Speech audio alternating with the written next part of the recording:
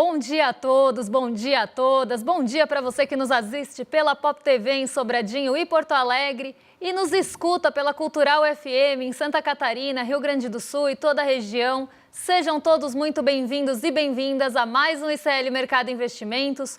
Hoje, quarta-feira, vamos comentar com vocês o PMI, o Índice de Atividade dos Gerentes de Compras, que está mostrando uma perda de fôlego e a gente vai entender por quê. Vamos falar também do tarifaço, novos desdobramentos. Vários CEOs acabaram se pronunciando lá nos Estados Unidos, reiterando muito do que a gente já tem falado aqui. Essa pressão interna em relação ao tarifaço de setores importantes, inclusive setores apoiadores de Donald Trump, que começam a encurralar, colocar Donald Trump na parede, porque os setores estão se vendo prejudicados pelo tarifaço e começaram a meter a boca no trombone. Então tá todo mundo falando, mas ainda com muito medo também de retaliação. Mas isso é assunto para daqui a pouquinho. Vamos falar também como é que fica o tarifaço que entra em vigor hoje aqui no Brasil, ou pelo menos em relação ao Brasil. E quem está incluído, quem está excluído, se tiver alguma mudança em relação a esses itens incluídos ou excluídos na lista de exceções, como é que ficaria o quadro desse tarifaço? E aí até vou fazer uma menção ao N2 ontem, uma expressão que eu adorei. Será que ele vai continuar sendo tarifaço ou vai virar tarifake? Então, daqui a pouco a gente explica isso, porque antes a gente vai passar pela nossa agenda para entender quais são os principais indicadores do dia, quem fala, quem não fala, o que a gente tem de evento e indicador macroeconômico saindo hoje, nesse dia importante aí para o Brasil em relação ao tarifaço. Estava todo mundo de olho no dia 6 de agosto. Era dia 1º, foi postergado, então a gente está com esse dado no radar também. Mas vamos lá. 1h30 da manhã na Índia, o Banco Central anunciou decisão de política monetária. Às 3 horas da manhã na Alemanha, saíram as encomendas à indústria de junho e às 6 horas na zona do euro, vendas no varejo de junho. Então, parte da manhã aqui sempre tomada pela Europa, pela Ásia, até por conta do fuso horário. 11 horas da manhã, na verdade 11h30, saem aqueles dados conhecidos nossos que saem toda semana. Estoques de petróleo, gasolina, destilados e taxa de utilização das refinarias nos Estados Unidos. Dado importante, porque o mercado de petróleo está uma oscilação só. O preço do petróleo está caindo por muitos dias consecutivos, muito por conta ali também de falas da OPEP em relação ao aumento de produção. Mas Estados Unidos agora entra num radar de uma forma bem forte por conta de todo o posicionamento, inclusive, do país em relação a petróleo, em relação à utilização desse tipo de combustível, desse tipo de utilização fóssil aí. Então, isso volta para o radar agora, inclusive, como é que estão os estoques por lá. Às 14h30, o Banco Central aqui do Brasil divulga o ICBR, não é o IBCBR, tá? É o índice de commodities aqui, mas vamos passar, porque esse índice acaba ficando bem em segundo plano, tá? Não é um índice que acaba mexendo com a nossa bolsa ou com o nosso bolso. Ele normalmente fica ali mais quietinho. 2h30 também, fluxo cambial semanal. E hoje sai a balança comercial de julho, às 3 horas da tarde. Então, dado importante aí no radar à tarde aqui no Brasil. 15 horas, a presidente do Fed de Boston, a Susan Collins, e diretora do Fed, Lisa Cook, vão participar de um evento organizado pelo Fed de Boston. Então, aqui também importante, nesse momento de tensão em relação ao Banco Central dos Estados Unidos, diretoras e presidentes aí dos Feds regionais estarem falando, também devem ficar bem no holofote, devem ficar bem na centralidade, até para ver se vai ter algum posicionamento em relação a corte de juros ou alguma resposta a todos os ataques que o Fed vem sofrendo. Então, isso deve ficar aí bem no radar. Mas agora, vamos entender também o que mexeu com o nosso dia ontem, qual foi o movimento das bolsas, porque Diego já está na redação, não só para dar bom dia para vocês, descobrir de onde vocês estão falando, mas também contar para a gente sobre esse fechamento. Diego, bom dia, como você está? Muito bom dia, Débora, muito bom dia para toda a nossa audiência, muito bom dia para os nossos mercadeiros e mercadeiras de plantão, Liz Longo, Gladys Garcia, Maria Helena, Theo, Wanderson Silva, que já chegou aqui mandando um vai Corinthians, Terezinha Rabelo. Aliás, Um destaque aqui para um comentário que a Maria Helena fez, que ela falou que é bom dia com sol de geladeira, que ilumina e não esquenta. Eu gostei muito disso, porque eu odeio esse tipo de iluminação do sol. Mas, enfim, breve comentário meu individual. Vamos para o nosso fechamento? Pois bem, parece que a prisão do inominável não abalou tanto o mercado quanto se esperava. O Ibovespa subiu 0,14% no dia de ontem, fechando ali nos 133 mil pontos. Na semana, acumula um ganho de 0,54%. No ano, o avanço chega a 10,70%. Nossos dois principais pesos pesados ajudaram no avanço do nosso índice no dia de ontem. Mesmo sustentando o índice durante boa parte do dia, aliás, a Vale encerrou com uma leve queda. Já a Petrobras conseguiu se descolar do petróleo internacional e ganhou força no fim do pregão. Além das duas, o setor bancário também impulsionou o Ibovespa no dia de ontem, e o destaque especial vai para o Itaú, que subiu 1,1%.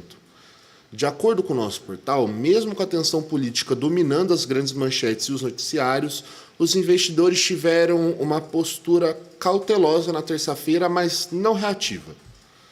O dólar caiu, entre aspas, 0,01%, o que está mais para estabilidade do que para queda, encerrou o dia cotado a R$ 5,50. Aproveitando o gancho do dólar e indo para os Estados Unidos, vamos falar rapidamente aqui dos índices de Nova York.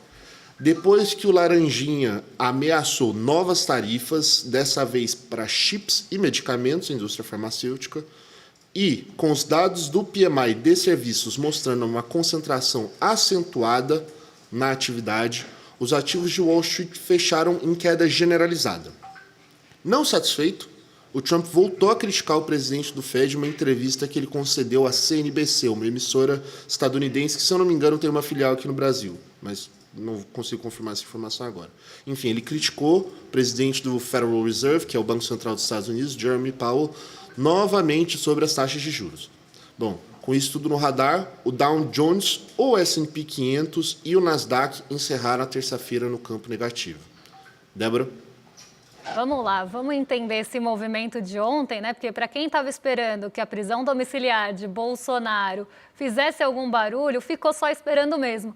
Porque fez preço nenhum, mexeu com 0 ativos, não mudou o valor do dólar. Então, assim, 0 movimento mesmo. Para quem estava esperando isso, sinto informar, não teve. Então, vamos entender o que teve, né? Já que não teve esse movimento, o que aconteceu. Inclusive, explicando um pouquinho, eu até já falei um pouco disso ontem, quando era mais expectativa do que realidade, mas agora já virou também realidade, porque acabou se concretizando o movimento que a gente adiantou no comecinho do programa, que é justamente isso. O Bolsonaro, para o mercado financeiro, ele já é uma carta fora do baralho. Isso já está descartada ali qualquer, inclusive, participação dele no processo eleitoral. Ninguém está contando muito com isso. O que o mercado está de olho é quem que vai ser o candidato que vem no lugar. Isso sim está bastante no radar. Que nome que deve vir? E eles esperam, isso já foi mostrado em várias pesquisas, que a expectativa é inclusive pelo Tarcísio. Só que Tarcísio vem sendo enfraquecido também por todo esse movimento do tarifaço. Então existe uma expectativa de quem vai ser sucessor de Bolsonaro na disputa eleitoral de 2026. Mas para o Bolsonaro mesmo, a sentença, isso é uma leitura do mercado financeiro, não é nem minha aqui individual. A sentença de Bolsonaro já está dada, só falta realmente acabar de concretizar essa sentença, que agora com a prisão domiciliar piorou ainda a situação. A sentença aqui é de que ele não vai participar nas eleições, até porque é inelegível, em prisão domiciliar e outros aspectos. Mas existe também, né, para corroborar com tudo isso, a rejeição dele. Enfim, ele já é considerado carta fora do baralho. Então, a prisão domiciliar dele não mexe com o preço dos ativos. E nem deveria mexer. Inclusive, quando tiveram outras ocasiões que colocaram Jair Bolsonaro em algumas situações, como, por exemplo, quando ele usou a tornozeleira ou quando ele se tornou inelegível, não teve uma reação de mercado forte. Ninguém reagiu a isso, não teve mudança no preço do dólar, a taxa de juros futura não subiu, a bolsa não caiu. Inclusive, ontem a bolsa subiu, né? Então, o Bolsonaro caiu, mas a bolsa não. Então a gente tem essa visão de que ele já está descartado pelo mercado financeiro. E não só isso, né? Esse descarte começa a gerar esse burburinho de quem que deve o substituir. Mas o que acabou trazendo essa cautela, trouxe um receio para o comecinho do dia, foi a publicação que a gente comentou ontem de um Departamento de Estado dos Estados Unidos falando que Alexandre de Moraes está ali causando uma ditadura judiciária, que ele prendeu, decretou a prisão domiciliar de Bolsonaro porque Bolsonaro criticou ele. Tudo isso a gente sabe que é balela. Mas é uma história contada por um departamento oficial numa conta oficial lá dos Estados Unidos. Então, trouxe um sentimento de que poderia ter alguma retaliação de Donald Trump em relação ao Brasil por conta dessa movimentação. Só que Donald Trump também já deixou um pouco ali evidente que Bolsonaro é só um instrumento ali, né? Só alguém que ele conheceu e que não tem muita relevância para ele, mas que é um bom instrumento para ele usar se precisar ali manipular alguma coisa, um marionetezinho que ele consegue usar de vez em quando, um fantochezinho ali para fazer uma pecinha de teatro, para colocar um alvo ou uma personificação. Mas o Bolsonaro em si não é algo importante para Donald Trump. Tanto que ele falou ontem na CNBC, como o Diego falou, e a gente comentou isso também ontem, ele atacou todo mundo. Ele atacou a Adriana Kugler, que saiu do Fed, ele atacou o Jeremy Powell, ele falou da Índia, falou que a Índia, se continuar comprando óleo russo, vai tomar mais tarifa na cabeça. E a gente sabe que o óleo russo é só uma pontinha ali, porque a Índia também faz parte dos BRICS, e Donald Trump tem toda uma intenção de tentar enfraquecer os BRICS. Então, atacou a Índia, atacou a União Europeia, que tinha acabado de negociar com ele, se submeteu a uma série de termos e condições, mas Donald Trump não está satisfeito, voltou a atacar a União Europeia, atacou a indústria de chips e semicondutores, falou que está olhando essa indústria para taxar também, de uma certa forma, atacou a China, consequentemente, por conta de toda a relação comercial que existe com a China e a relação em relação ao setor de tecnologia envolvendo chips, semicondutores, chip para inteligência artificial. A China se sentiu, inclusive, ameaçada por toda essa fala envolvendo o setor de tecnologia. Então, ele atacou quem ele pôde. Ele falou ali de todo mundo e mais um pouco. Falou da Suíça, falou da indústria farmacêutica. Então, todo mundo virou alvo do Donald Trump ontem nessa entrevista. Mas o Brasil não foi citado uma vez. Bolsonaro, muito menos, nem meia vez. Então, isso trouxe esse esfriamento da cautela, do receio. Claro que fica pairando no ar uma dúvida, porque Donald Trump é muito volátil, né? Ele é mais volátil, sei lá, que mercado de criptomoedas. Ele sobe e desce muito rápido, ele muda de opinião de uma hora para outra. Ele fala, depois desfala. Ele é quase uma bomba relógio. Isso traz incerteza mesmo. Será que ele vai mudar de ideia e voltar a atacar o Brasil? Será que ele vai voltar a atacar nossas instituições? Vai trazer sanções mais fortes? Inclusive, tem todo um medo que ele traga sanções para setores financeiros. Por isso que o setor financeiro estava sofrendo tanto nesses últimos dias. O medo que se tem é que Donald Trump aplique ao setor financeiro, isso foi até uma apuração, se não me engano, do Wall Street Journal, de que ele aplique ao setor financeiro sanções porque algumas instituições financeiras poderiam estar sendo preconceituosas com conservadores. Gente, pasmem vocês ou não, esse é um dos motivos. E o outro são as criptomoedas. Então, se o país começar a colocar muito entrave para criptomoedas, o setor financeiro daquele país pode ser sancionado. Então, ele acabou atacando todo mundo. E esse caso aí dos conservadores veio de quase uma fofoca, assim. O Bank of America fechou uma conta de uma entidade cristã que operava lá na Uganda. E aí eles falaram que eles fecharam essa conta por conta dela estar na Uganda e eles não terem ali operações naquele país. E Donald Trump tomou isso como uma censura a conservadores. Isso trouxe todo um medo, um receio de que o setor financeiro pudesse ser atacado não só lá, mas como no mundo todo. Então, todas essas incertezas, elas vão continuar pairando, porque Donald Trump é imprevisível e ele joga com esse radicalismo, ele endurece o tom, ele coloca ali notícias e falas muito impactantes, porque aí também ele se mantém no radar. Olha quantos dias a gente está começando o programa falando de todas as besteiras que ele vem falando. Então, com isso, ele consegue se manter também em evidência.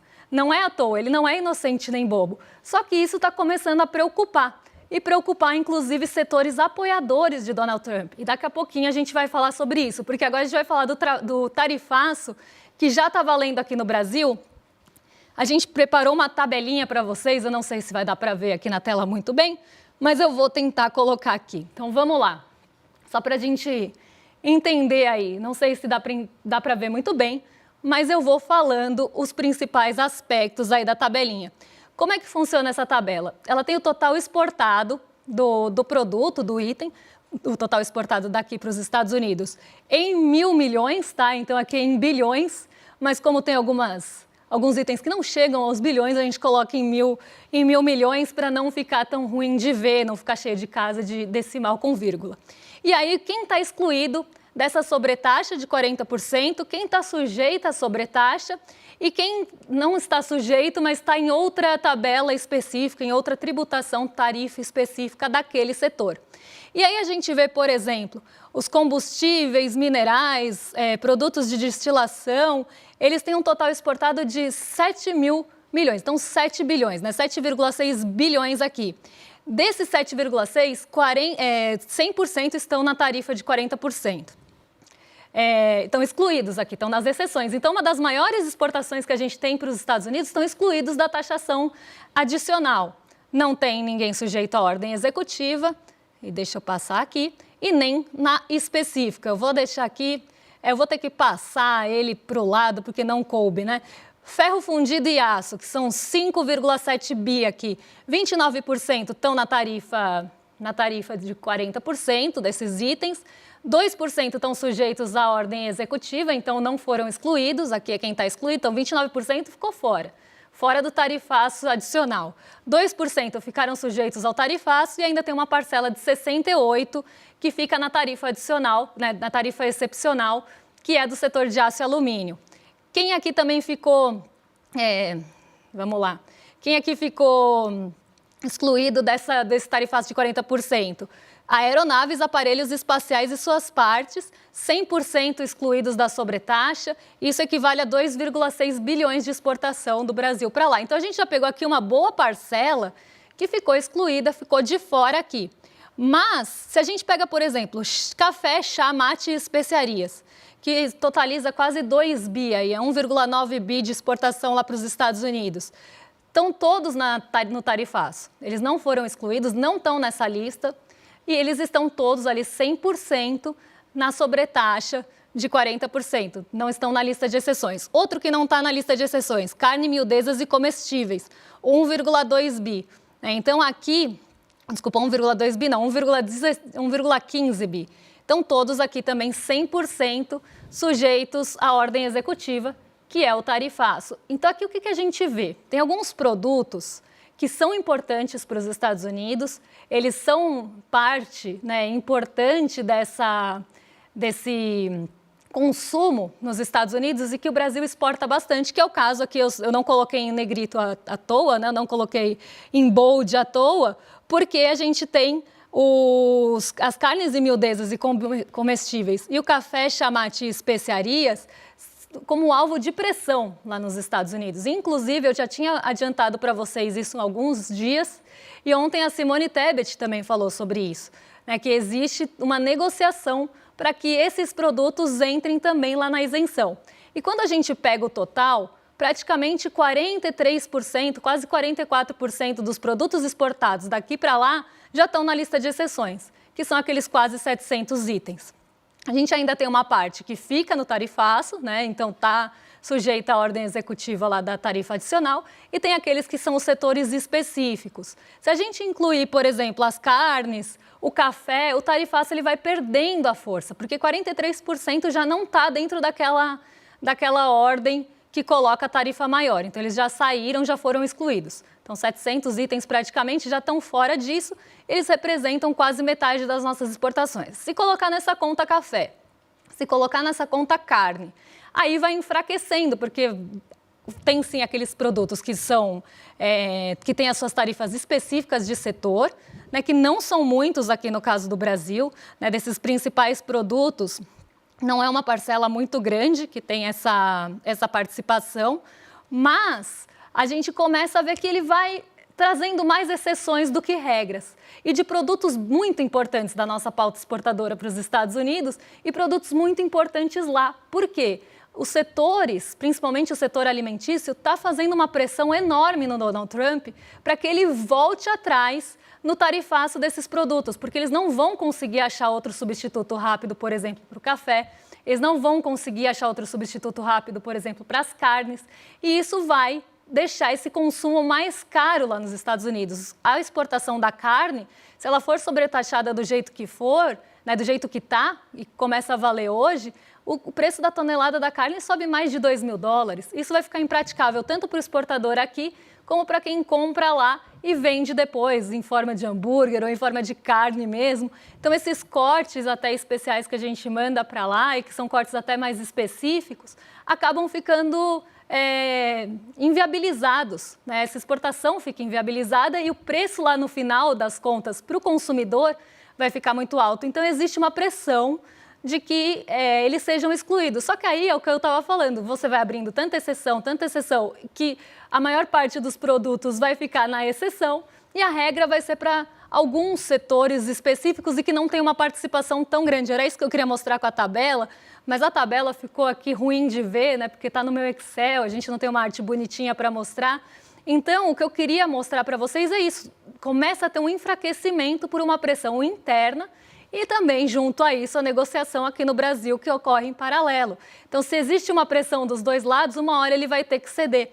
E é nesse momento que Donald Trump está sendo colocado. Inclusive, não só o setor alimentício, mas outros CEOs e dirigentes de empresas lá dos Estados Unidos começaram a falar. Então, a gente separou aqui uma notícia do Wall Street Journal para trazer para vocês, justamente desses CEOs começando a falar sobre o tarifaço e se posicionando contra. Muitos deles são ali apoiadores de Donald Trump. Então, por exemplo, a gente tem aqui o CEO da Lifetime, que é uma rede fitness de luxo. Ele falou, primeiro, tarifa não é uma palavra bonita, estamos em uma economia global, então que os suprimentos são globais, né, uma economia globalizada, e isso não pode ficar aqui falando que não pode ficar do jeito que está. Você não pode aplicar esse tipo de impasse e tanto atrito ao comércio mundial. Então, foi o primeiro aí que se posicionou contra o tarifaço. O CEO da Ethan Allen aqui, que é uma empresa de imóveis, falou para o Donald Trump, não há nada errado em recuar, isso não é fracasso. Aqui dando uma ideia, né, que ele pode voltar atrás, que vai ser melhor assim do que ficar levando isso até o final, até o limite, e começar a prejudicar esses setores que, inclusive, apoiaram o presidente dos Estados Unidos. Implementar tarifas é como subir em um penhasco íngreme. Esse cara é alpinista, então ele usou essa analogia. Se for rápido demais, você pode acabar com a água nos pulmões. Então ele está falando ali, né? Se você continuar levando isso para frente de uma forma muito rápida e atabalhoada, do jeito que está, de forma arbitrária, isso vai acabar com o fôlego dos setores, vai começar a acabar com o próprio país. Então eles estão aí quebrando esse silêncio e falando. Mas tem mais gente que falou aí. Vamos ver se a gente tem essas outras falas. O caso da GameStop é bem emblemático, né? Porque o CEO da GameStop, ele foi um apoiador de Donald Trump e ele colocou aqui, né? Você está me fazendo quase ser um democrata. Mal posso esperar pelo meu iPhone de $10.000 feito nos Estados Unidos. E aí tem um caso especial aqui da GameStop, que é uma loja de jogos lá nos Estados Unidos, e ela está sentindo muito o tarifaço porque tem até uma suspensão da Nintendo na pré-venda do Switch 2 lá nos Estados Unidos por conta das tarifas, então ele está sendo diretamente impactado e isso está acabando de prejudicar, né? Está prejudicando, na verdade, o negócio dele. Então ele ironizou aí, falou, mal posso esperar para pagar $10.000 no meu iPhone feito aqui, né? Porque isso aumentaria o custo. Não é à toa que essas empresas produzem em outros países ali as suas peças, importam depois, porque é muito mais barato e lucrativo. Então, vai encarecer lá para os estadunidenses e, inclusive, essa era a discussão toda em relação aos carros, que iam ficar com preços 3 vezes maiores, 4 vezes maiores, dependendo da cadeia de suprimentos. E isso estava causando muito mal-estar, muito desconforto entre os próprios americanos que amam um carro, né? O Bill Ackman aqui, que é bilionário e investidor, falou que estamos num processo de destruir a confiança em nosso país como parceiro comercial. Então, que esses posicionamentos, esse tarifaço dos Estados Unidos está destruindo a confiança dos Estados Unidos em relação aos outros países como parceiro comercial. E não só isso, também como destino de recurso, porque essa instabilidade toda, essa incerteza toda, faz com que o recurso saia de lá e vá buscar outros lugares para ganhar dinheiro. A gente sabe que o recurso é especulativo, que ele não está pensando em fomentar nenhum setor específico ou nenhum país específico. Se tiver uma opção melhor, pagando bem e que tem uma segurança ali interessante, o recurso vai sair sem pensar duas vezes. E a gente já está vendo isso acontecer, não é à toa que o dólar está enfraquecendo. E aqui ele pediu também uma pausa de 90 dias nas tarifas para negociação de novo. Então se posicionou aqui também. A gente tem mais uma arte, se não me engano, né? Não temos? Temos sim. O Elon Musk, a gente já sabe, né, empresário e ex-conselheiro de Trump, fez parte, inclusive, do governo, brigaram, né, deu treta ali entre Elon Musk e Donald Trump. Quem diria que colocar dois bilionários com um ego desse tamanho no mesmo lugar ia dar treta no final das contas, mas vamos lá. Postou vídeo do economista Milton Friedman defendendo o livre comércio. O professor da Yale School falou que os CEOs estão frustrados, mas não querem separar raios. Isso é uma coisa interessante. Os CEOs, eles não estão gostando do tarifaço, eles estão frustrados com o tarifaço lá nos Estados Unidos, mas eles não querem falar sozinhos. Eles têm medo de tomarem ações, darem declarações, pronunciamentos sozinhos e sofrerem retaliações por Donald Trump, até porque a gente sabe que Donald Trump é uma pessoa quase mimada, ele quase um Kiko, né, que a bola é dele. Aí se outra pessoa não quer jogar nas regras dele, ele leva a bola embora e ainda vai ficar atacando aquela pessoa para sempre, é rancoroso também. Então aqui o Laranjão tem essas características, ninguém quer separar raio de ataque o tempo todo, como todos estão sendo todos os dias aí. Porque ele tem essa tendência de começar a jogar a culpa, colocar aquela pessoa como alvo, para até tirar alguns focos importantes. Então aqui ninguém quer falar sozinho, embora estejam frustrados, porque eles não querem separar raios. E individualmente ali eles têm as retaliações do próprio Donald Trump e por isso eles estão esperando que seja uma ação coletiva, né? Então que todos falem juntos para que não sejam individualmente culpabilizados ali pelo presidente dos Estados Unidos. E aí tem mais um ponto importante aqui da Ethan Allen, né, do Farouk gente, eu não sei, Katawari, talvez assim. A mudança era necessária, mas a questão é quão rápido e quanto. E o presidente precisava checar as pessoas e conseguiu. Agora precisa chocar aqui, tá? Não checar. Chocar as pessoas e conseguiu, agora precisa de equilíbrio. Então ele já deu esse choque inicial, já está aí mais do que sendo falado, né? Falem bem, mas falem mal, mas falem de mim, né? Um beijo para a Bianca e para o Giovanni, a gente estava falando disso ontem.